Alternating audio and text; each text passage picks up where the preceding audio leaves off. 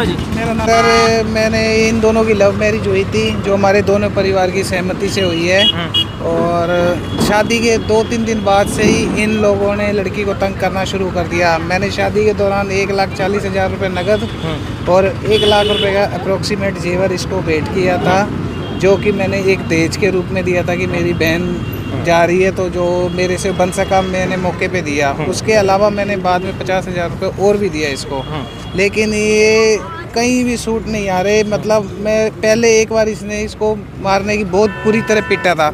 मैं उसके लिए यहाँ पर ही पुलिस कंप्लेंट मेरी बहन ने ही करी थी। निशा ने मौके पे ये फरार हो गया, 3 दिन तक गायब रहा। 3 दिन के बाद इसने मेरी बहन से सलाह मशूरा कर लिया और ये इकट्ठे रहने लगे। मैं कहा चलो कोई बात नहीं, परिवार बसना चाहिए, हमें लड़ाई झगड़े से कुछ नहीं लेना।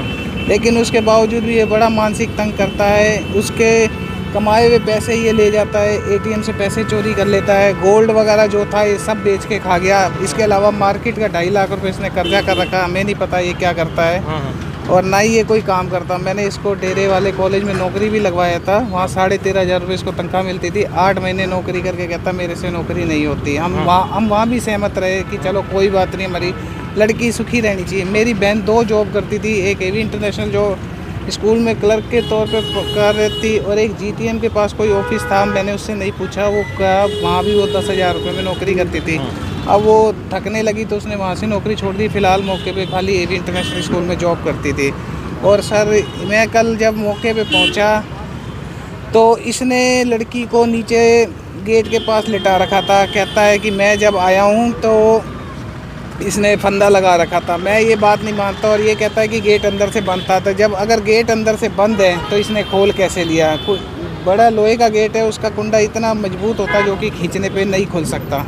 और मुझे इसमें साजिश है कि इसने ही उसको मार के अपने सेटिंग जैसे मर्जी घूम फिर के आ गया है और मौके पे कहता है कि मैं आया हूँ। और इसने जब लाश उतारी तो किसी अड़ोसी पड़ोसी को इत्तला नहीं करा है और मुझे पूरा डाउट है कि मेरी बहन को इसने ही मारा है।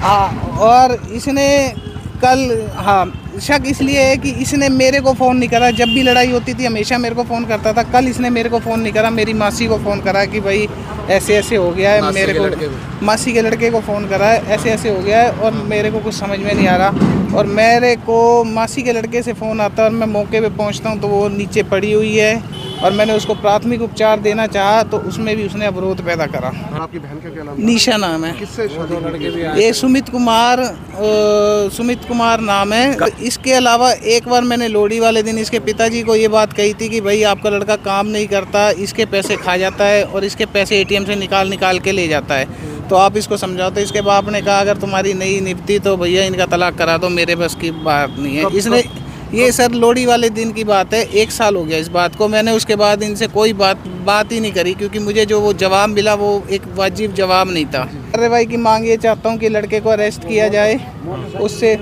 उससे पूछताछ की जाए कि भाई ये क्या मामला है। मुझे डाउट है कि उसका गला घोट के मारा गया है। आज शादी कब की थी सर? शादी 19 अप्रैल 2022 को। सर ये रोप सारे गलत हैं।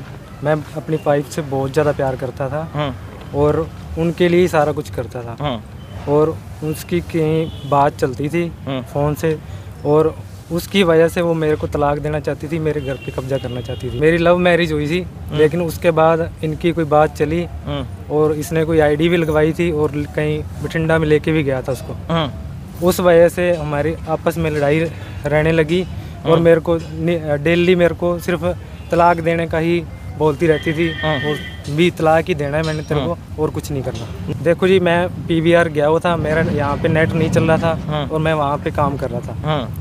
नेट से ही मेरा काम रहता है और वहाँ पे था मैं। जैसे ही घर आया तो मैंने देखा भी रस्सियाँ टंग रही हैं तो देखा मैंने और गेट को खींचने की कोशिश की भी खुल जाए। तो एकदम से गेट को पीछे दोनों तरफ खुलता है ना गेट, तो एक बाहर की साइड खींचा तो गेट खुल गया। तो देखा तो टंगी पड़ी थी, मतलब उसने फाया ले लिया था रस्सी से।